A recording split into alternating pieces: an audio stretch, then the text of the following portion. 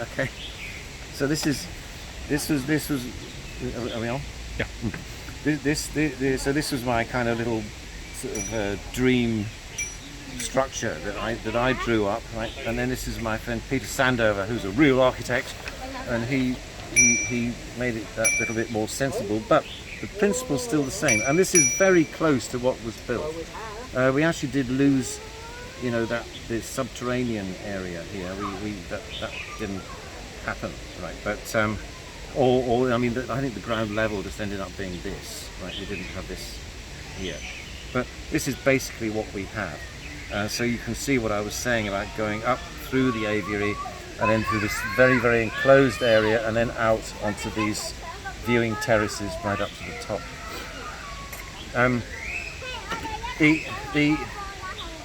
Now when you're designing, people keep saying, "Oh, what's the theme? What's the theme? You've got to have a theme." And but before Disney, nobody seemed to be bothered about themes, right? As soon as Disney came, then everything's got to have a theme, And so, when I was working on this design, we didn't really have that. There was some sort of vaguely, there's a sort of a yin-yang type thing going on. In that we have, this very exposed, open, airy structure here, and then down below, as we'll see in a minute, this very, very moist and hidden kind of environment, also with a waterfall and everything. So two very different characters, but we didn't labour this yin-yang thing, because what do I know about yin-yang? It's ridiculous. So, but it was really, the way we couched it was just to achieve the maximum number of different experiences within the park, to give visitors and residents to the maximum bang for the buck, if you like. Oh, one other thing is that the unspoken secret objective, right, is to design a park that's good for kissing.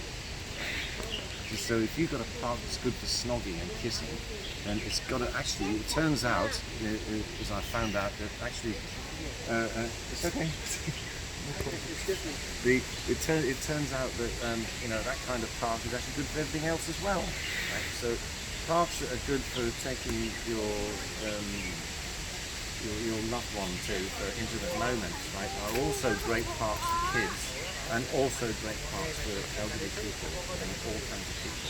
So, but that was the when at that time, in the 80s, actually there was a very high demand for this, because I suppose the population was much younger, and of course nobody had their own flats, right? Everybody was living in their parents' flats, right? So if you wanted to be romantic, do it outside.